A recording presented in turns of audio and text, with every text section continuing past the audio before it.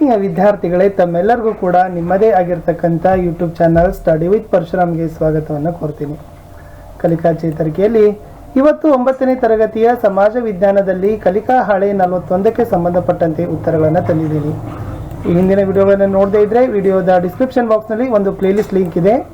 9ನೇ ತರಗತಿ ಸಮಾಜ ವಿಜ್ಞಾನ ಕಲಿಕಾ ಹಾಳೆಗಳ ಉತ್ತರಗಳು, ಅದನ್ನು ಒತ್ತಿ ನೋಡ್ಬೋದು. ವಿಡಿಯೋವನ್ನು ಲೈಕ್ ಮಾಡಿ, ನೀವು ಬಳಸ್ತಕ್ಕಂಥ ಸೋಷಿಯಲ್ ಮೀಡಿಯಾ ಪ್ಲಾಟ್ಫಾರ್ಮ್ಗಳಲ್ಲಿ ಶೇರ್ ಮಾಡಿ. ಫಸ್ಟ್ ಟೈಮ್ ವಿಡಿಯೋವನ್ನು ವಾಚ್ ಮಾಡ್ತಿದ್ರೆ ಸಬ್ಸ್ಕ್ರೈಬ್ ಜೊತೆಗೆ ಬೆಲ್ ಐಕಾನನ್ನು ಅವಶ್ಯವಾಗಿ ಒತ್ತಿ. ನಮ್ಮದೇ ಒಂದು ಟೆಲಿಗ್ರಾಮ್ ಗ್ರೂಪ್ ಇದೆ, ಸ್ಟಡಿ ವಿತ್ ಪರಶುರಾಮ್ ಅಂತ, ಅದಕ್ಕೂ ಕೂಡ ಬಂದು ಜಾಯ್ನ್ ಆಗಿ. ಆ ಟೆಲಿಗ್ರಾಮ್ ಲಿಂಕನ್ನು ಈ ವಿಡಿಯೋದ ಡಿಸ್ಕ್ರಿಪ್ಷನ್ ಬಾಕ್ಸ್ನಲ್ಲಿ ಪೇಸ್ಟನ್ನು ಮಾಡಿದ್ದೀನಿ.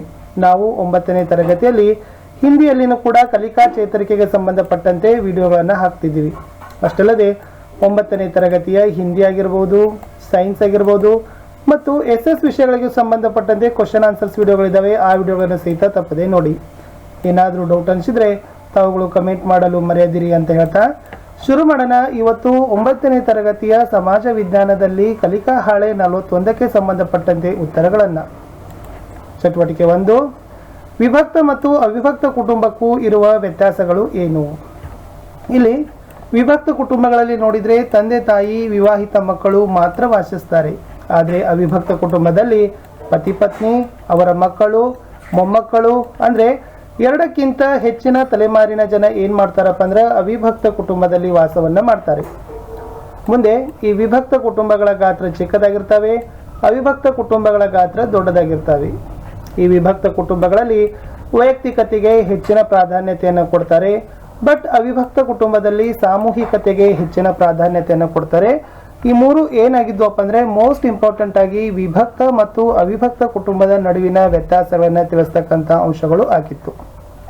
ಮುಂದೆ ಹೋಗೋಣ. ಚಟುವಟಿಕೆ 2ರಲ್ಲಿ, ನಿಮ್ಮ ಈ ಶಾಲೆ ಇರದಿದ್ದರೆ ಅಥವಾ ಯಾವುದೇ ಶಾಲೆ ನಿಮ್ಮೂರಲ್ಲಿ ಇರದಿದ್ದರೆ ಏನಾಗುತ್ತಿತ್ತು? ಅವ್ರು ಏನು ಕೇಳಿದ್ದಾರೆ? ನೀವು ಕಲಿತಕ್ಕಂಥ ಶಾಲೆ ಇರದೇ ಇದ್ರೆ ಅಥವಾ ನೀವು ವಾಸಿಸ್ತಕ್ಕಂಥ ಊರಿನಲ್ಲಿ ಯಾವುದೇ ಶಾಲೆಗಳು ಇರದೇ ಇದ್ರೆ ಏನಾಗ್ತಿತ್ತು ಅಂತ ಕೇಳಿದ್ದಾರೆ. ಸೊ ಫಸ್ಟ್ ಬರಿಬೋದು, ಅನಕ್ಷರತೆ ಪ್ರಮಾಣ ಹೆಚ್ಚಾಗಿರ್ತದೆ, ಮಕ್ಕಳು ಶಿಕ್ಷಣದಿಂದ ವಂಚಿತರಾಗ್ತಾರೆ, ವಿದ್ಯಾಭ್ಯಾಸಕ್ಕಾಗಿ ಬೇರೆ ಊರಿಗೆ ಪ್ರಯಾಣವನ್ನು ಮಾಡಬೇಕಾಗ್ತಿತ್ತು, ಆಮೇಲೆ ಆ ಒಂದು ಪ್ರಯಾಣಕ್ಕಾಗಿ ಹಣಕಾಸಿನ ಎಷ್ಟು ತೊಂದರೆ ಆಗ್ತಿತ್ತು, ಎಷ್ಟೋ ಜನರು ಮಾತ್ರ ಸಿರಿವಂತರು ಕೂಡ ಮಾತ್ರ ಹೋಗಬೇಕಾಗ್ತಿತ್ತು, ಅದು ಮತ್ತು ಊರಿಗೆ ರಸ್ತೆಗಳು ಬೇಕು, ಬಸ್ಸುಗಳು ಬೇಕು, ವಾಹನಗಳು ಬೇಕು, ಅದು ಕೂಡ ಸಮಸ್ಯೆ ಆಗ್ತಿತ್ತು. ಮತ್ತು ಶಿಕ್ಷಿತ ನಾಗರಿಕರಾಗಿ ಬಾಳಬೇಕೆಂಬ ಕನಸು ಹಾಳಾಗ್ತಿತ್ತು. ಎಷ್ಟೋ ಮಕ್ಕಳದು, ವಿದ್ಯಾರ್ಥಿಗಳದ್ದು ಇರ್ತದ ಕೇಸ್, ನಾನು ಮುಂದೆ ಮೆಡಿಕಲ್ ಆಗಬೇಕು, ನಾನು ಮುಂದೆ ಇಂಜಿನಿಯರಿಂಗ್ನಲ್ಲಿ ಏನಾದರೂ ಕೋರ್ಸ್ಗಳನ್ನು ತಗೊಳ್ಬೇಕು ಅಂತ ಅವರದೇ ಜೀವನದ ಒಂದು ಗುರಿಗಳಿರ್ತವೆ. ಆ ಎಲ್ಲ ಗುರಿಗಳು ಏನಾಗ್ತಾವಪ್ಪ ಅಂದ್ರೆ ಮುಟ್ಲಿಕ್ಕೆ ತಲುಪಲಿಕ್ಕೆ ಎಲ್ಲೋ ಆಗೋದಿಲ್ಲ. ಶಿಕ್ಷಣದಿಂದ ದೂರ ಉಳಿಯುವ ಸಂದರ್ಭ ಎದುರಾಗ್ತಿತ್ತು. ಮಕ್ಕಳು ಶಿಕ್ಷಣದಿಂದ ದೂರನ ಉಳಿತಿದ್ರು ಶಾಲೆ ಇರದೇ ಇದ್ರೆ. ಸೊ ಅದಕ್ಕಾಗಿ ಇಷ್ಟೆಲ್ಲ ಸಮಸ್ಯೆಗಳು ಏನಾಗ್ತಿತ್ತುಪ್ಪ ಅಂತಂದ್ರೆ ನಮ್ಮ ಊರಿನಲ್ಲಿ ನಾವು ವಾಸಿಸ್ತಕ್ಕಂಥ ಪ್ರದೇಶದಲ್ಲಿ ಶಾಲೆ ಇರದೇ ಇದ್ರೆ ಆಗ್ತಕ್ಕಂಥ ಸಮಸ್ಯೆಗಳೇ ಆಗಿತ್ತವು. ಚಟುವಟಿಕೆ 3, ಕುಟುಂಬ, ಶಾಲೆ ಮತ್ತು ಸಮಾಜ ಒಂದಕ್ಕೊಂದು ಹೇಗೆ ಪೂರಕವಾಗಿವೆ? ಸೊ ಫಸ್ಟ್ ಕುಟುಂಬ ಬಗ್ಗೆ ನೋಡೋದಾದ್ರೆ, ಕುಟುಂಬವನ್ನ ಸಮಾಜದ ಅತಿ ಚಿಕ್ಕ ಘಟಕ ಅಂತ ಕರಿತೀವಿ.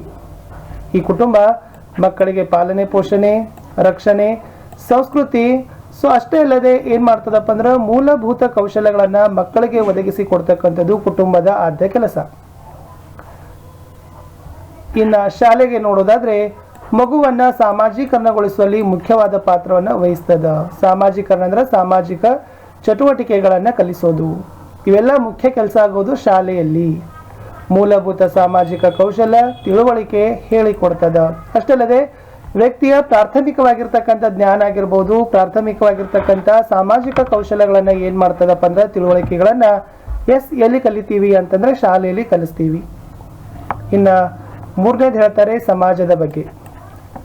ಈ ಸಮಾಜ ಕುಟುಂಬ ಮತ್ತು ಶಾಲೆ ಎರಡನ್ನೂ ಒಳಗೊಂಡ ಒಂದು ದೊಡ್ಡ ಸಾಮಾಜಿಕ ಸಂಸ್ಥೆಯೇ ಆಗಿದೆ. ಸಮಾಜದಲ್ಲಿ ಕುಟುಂಬನೂ ಬರ್ತದ, ಶಾಲೆನೂ ಕೂಡ ಬರ್ತದ. ಈ ಮಗುವನ್ನ ಕುಟುಂಬ ಮತ್ತು ಶಾಲೆಯಿಂದ ಹೊರತಂದು ಮಗುವನ್ನ ಭಾವಿ ನಾಗರಿಕರನ್ನಾಗಿ ಬೆಳೆಸುವ ಅಗತ್ಯ ವಾತಾವರಣ, ಮಾರ್ಗದರ್ಶನ ಸಮಾಜ ಒದಗಿಸಿ ಕೊಡ್ತದ.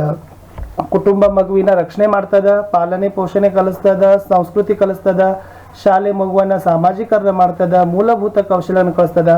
ಬಟ್ ಸಮಾಜ ಏನ್ ಮಾಡ್ತದಪ್ಪ ಅಂದ್ರೆ ಆ ಮಗುವನ್ನು ಕುಟುಂಬ ಮತ್ತು ಶಾಲೆಯಿಂದ ಹೊರಗಡೆ ತಂದು ಭಾವಿ ನಾಗರಿಕರಾಗಿ ಪ್ರಜೆಗಳನ್ನಾಗಿ ಬಳಸಲಿಕ್ಕೆ ಬೇಕಾಗ್ತಕ್ಕಂಥ ಅಗತ್ಯ ವಾತಾವರಣ ಮಾರ್ಗದರ್ಶನವನ್ನ ಏನ್ ಮಾಡ್ತದೆ ಸಮಾಜ ಕಲಿಸಿಕೊಡ್ತದೆ. ಸೊ ಆದ ಕಾರಣ ನಾವು ಏನ್ ಹೇಳ್ಬೋದು, ಕುಟುಂಬ, ಶಾಲೆ, ಸಮಾಜ ಇವೆಲ್ಲ ಏನಾಗಿದ್ದಾವಪ್ಪ ಅಂದ್ರೆ ಒಂದಕ್ಕೊಂದು ಪೂರಕವಾಗಿದ್ದಾವೆ, ಸಹ ಸಂಬಂಧವನ್ನು ಹೊಂದಿದ್ದಾವೆ ಅಂತ ಬರೀಬಹುದು. ಚಟುವಟಿಕೆ 4, ನಿಮ್ಮ ಊರಿನಲ್ಲಿರುವ ಬೇರೆ ಬೇರೆ ವೃತ್ತಿಯಲ್ಲಿ ತೊಡಗಿರುವ ವ್ಯಕ್ತಿಗಳು ಅಥವಾ ವ್ಯಕ್ತಿಗಳ ಗುಂಪನ್ನ ಸಂದರ್ಶಿಸಿ. ನಿಮ್ಮ ಗ್ರಾಮ, ಊರಿಗೆ ಅವರ ಕೊಡುಗೆಗಳನ್ನು ಪಟ್ಟಿ ಮಾಡಿ ನೀವು ಅವಲೋಕಿಸಿದ ಅಂಶಗಳನ್ನು, ನಿಮ್ಮ ಅಭಿಪ್ರಾಯವನ್ನು ತರಗತಿಯಲ್ಲಿ ಹಾಗೂ ಸಾಧ್ಯವಾದಾಗ ಬೆಳಗಿನ ಸಭೆಯಲ್ಲಿ ಎಲ್ಲರೊಂದಿಗೂ ಕೂಡ ಹಂಚಿಕೊಳ್ಳಿ. ಒಂದು ಊರು ಇದೆ ಅಂದ್ರೆ ಬಹಳಷ್ಟು ಬೇರೆ ಬೇರೆ ರೀತಿಯಾಗಿರ್ತಕ್ಕಂಥ ಕೆಲಸ ಮಾಡ್ತಕ್ಕಂಥ ಜನ ನಾವೇನ್ ಮಾಡ್ತೀವಿ ನೋಡ್ತೀವಿ. ಅವರೆಲ್ಲರ ವೃತ್ತಿಗಳು ಬೇರೆ ಇರ್ತವೆ, ಅವರೆಲ್ಲರ ಕೆಲಸ ಕಾರ್ಯಗಳು ಕೂಡ ವಿಭಿನ್ನನೇ ಆಗಿರ್ತವೆ. ಮತ್ತೆ ಆ ಎಲ್ಲ ಕೆಲಸ ಕಾರ್ಯಗಳು ಕೂಡ ಸಮಾಜದಲ್ಲಿ ಬಾಳ್ತಕ್ಕಂಥ ವ್ಯಕ್ತಿಯ ಜೀವನಕ್ಕೆ ಆದ್ಯವಾಗಿ ಬೇಕೇ ಬೇಕು. ಸೊ ಇಲ್ಲಿ ಈ ವೃತ್ತಿಗಳು ವ್ಯಕ್ತಿಗಳನ್ನ ಯಾವ ತರನಾಗಿ ಕೊಡುಗೆಗಳನ್ನು ಕೊಡ್ತಾವೆ, ಅವರ ಕೊಡುಗೆ ಏನು, ಕಾಂಟ್ರಿಬ್ಯೂಷನ್ ಏನಾಗಿದೆ ಅನ್ನೋದನ್ನ ನಾವೇನ್ ಮಾಡಬೇಕಾಗಿದೆ, ಬರಿಬೇಕಾಗಿದೆ. ಸೊ ಫಸ್ಟ್ ನಾವು ನೋಡೋಣ ಕುಂಬಾರಿಕೆ ಮಾಡ್ತಕ್ಕಂಥದ್ದು. ಸೊ ಕುಂಬಾರಿಕೆ ಅಂತಂದ್ರೆ ಮಣ್ಣಿನ ಮಡಿಕೆಗಳನ್ನ ಮಾಡೋದು. ಈ ಮಣ್ಣಿನ ಮಡಿಕೆಗಳನ್ನ ಮಾಡ್ತಾರೆ. ಮಣ್ಣಿನಿಂದ ಬಹಳಷ್ಟು ಬೇರೆ ಬೇರೆ ರೀತಿಯಾಗಿರ್ತಕ್ಕಂಥ ಕಲಾಕೃತಿಗಳನ್ನ, ಗೃಹೋಪಯೋಗ ವ್ಯಕ್ತಿಗಳನ್ನ, ವಸ್ತುಗಳನ್ನ ಅವರು ಮಾಡ್ತಾರೆ. ಅವೆಲ್ಲ ವಸ್ತುಗಳು ಜನರು ತಮ್ಮ ನಿತ್ಯದ ಜೀವನದಲ್ಲಿ ಏನ್ ಮಾಡ್ತಾರಪ್ಪ ಅಂದ್ರೆ ಬಳಸಿಕೊಳ್ತಾರೆ. ಸೊ ಅದಕ್ಕಾಗಿ ಕುಂಬಾರಿಕೆ ಕೆಲಸವು ಕೂಡ ಒಂದು ಪವಿತ್ರವಾದ ಶ್ರೇಷ್ಠವಾದ ಕೆಲಸನೇ ಅಂತ ಹೇಳ್ತೀವಿ. ಇನ್ನು ಎರಡನೇದು ಬಡಿಗರ ಕೆಲಸ ಅಂತ ಹೇಳ್ತಾರೆ. ಕಟ್ಟಿಗೆ ಸಹಾಯದಿಂದ ದಿನನಿತ್ಯದ ಜೀವನದಲ್ಲಿ ಉಪಯೋಗಿಸುವ ಸಾಧನಗಳನ್ನ ಮಾಡ್ತಾರೆ. ಸೊ ಬಿದಿರಿನ ಕಟ್ಟಿಗೆಯಿಂದ ಬುಟ್ಟಿಗಳನ್ನ ಹೆಣೋದಾಗಿರಬಹುದು. ಓಕೆ, ಸೊ ತುಂಬಾ ರೀತಿಯಾಗಿರ್ತಕ್ಕಂಥ ಉಪಯೋಗಕರವಾಗಿರ್ತಕ್ಕಂಥ ಏನ್ ಮಾಡ್ತಾರಪ್ಪ ಅಂತಂದ್ರೆ ವಸ್ತುಗಳನ್ನ ಇವತ್ತು ಬಡಿಗರು ಕೂಡ ಏನ್ ಮಾಡ್ತಾರೆ. ಸೊ ಆ ವೃತ್ತಿಯನ್ನು ಅವಲಂಬಿಸಿರ್ತಕ್ಕಂಥ ಜನನು ಕೂಡ ಸಮಾಜಕ್ಕೆ ಒಂದು ಹೆಮ್ಮರವಾಗಿ ಕೊಡುಗೆನೆ ಕೊಡ್ತಾ ಇದ್ದಾರೆ. ಇನ್ನು ಮೂರನೇದು ಕಮ್ಮಾರಿಕೆ ಅಂತ ಕರಿತೀವಿ.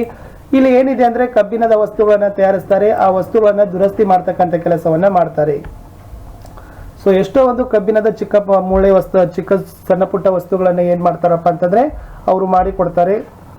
ಅದು ಕೃಷಿ ಉಪಯೋಗ ಆಗಿರ್ಬೋದು ಅಥವಾ ಮನೆಯಲ್ಲಿ ದೈನಂದಿನ ಜೀವನದಲ್ಲಿ ಸಹಾಯಕವಾಗಿರ್ತಕ್ಕಂಥ ಉಪಕರಣಗಳನ್ನ ತಯಾರಿಕೆಯಲ್ಲಿ ಏನ್ ಮಾಡ್ತಾರಪ್ಪ ಅಂದ್ರೆ ಇವರು ಮೋಸ್ಟ್ ಇಂಪಾರ್ಟೆಂಟ್ ಆಗಿ ಕಾಂಟ್ರಿಬ್ಯೂಷನ್ಸ್ ಗಳನ್ನ ಏನ್ ಮಾಡ್ತಾರೆ, ಕೊಡ್ತಾರೆ. ಸೊ ಇದು ಕೂಡ ಏನಾಗದ ಮೋಸ್ಟ್ ಇಂಪಾರ್ಟೆಂಟ್ ಆಗಿರ್ತಕ್ಕಂಥ ವೃತ್ತಿನೇ ಅಂತ ಹೇಳ್ಬೋದು. ಇನ್ನ ಕಡೆಗೆ ಹೇಳ್ಬೋದು ವಿದ್ಯಾರ್ಥಿಗಳೇ ರೈತ ಅಂತ ಕರೀತಾರೆ. ಸೊ ಮುಖ್ಯವಾಗಿ ಆಹಾರ ಧಾನ್ಯಗಳನ್ನ ಬೆಳೀತಾರೆ. ದೇಶದ ಆ ಗ್ರಾಮದ ಜನರ ಆಹಾರದ ಹಸಿವಿನ ಕೊರತೆಯನ್ನು ಅವರು ನೀಗಿಸ್ತಾರೆ. ಸೊ ರೈತನು ಕೂಡ ದೇಶದ ಬೆನ್ನೆಲುಬು ಅಂತ ಕರಿತೀವಿ. ಯಾಕಂದ್ರೆ ಎಷ್ಟೋ ಆಹಾರ ಧಾನ್ಯಗಳನ್ನ ಬೆಳೀತಾರೆ, ಅದಕ್ಕೆ ಇರ್ತಕ್ಕಂಥ ಒಂದು ಕೊಡುಗೆಗಳನ್ನ ಅವ್ರು ಏನ್ ಮಾಡ್ತಾರಪ್ಪ ಅಂದ್ರೆ ಸಮಾಜಕ್ಕೆ ಕೊಡ್ತಾರೆ. ಇಷ್ಟಿತ್ತು ವಿದ್ಯಾರ್ಥಿಗಳ ಕಲಿಕಾ ಹಾಳೆ 41 9ನೇ ತರಗತಿ. ಸೊ ಮತ್ತೆ ಸಿಗ್ತೀನಿ ಕಲಿಕಾ ಹಾಳೆ 42ರ ವಿಡಿಯೋದೊಂದಿಗೆ. ವಿಡಿಯೋನ ಲೈಕ್ ಮಾಡಿ, ನೀವು ಬಳಸ್ತಕ್ಕಂಥ ಸೋಷಿಯಲ್ ಮೀಡಿಯಾ ಪ್ಲಾಟ್ಫಾರ್ಮ್ ಅಲ್ಲಿ ಶೇರ್ ಮಾಡಲು ಮರೆಯದಿರಿ.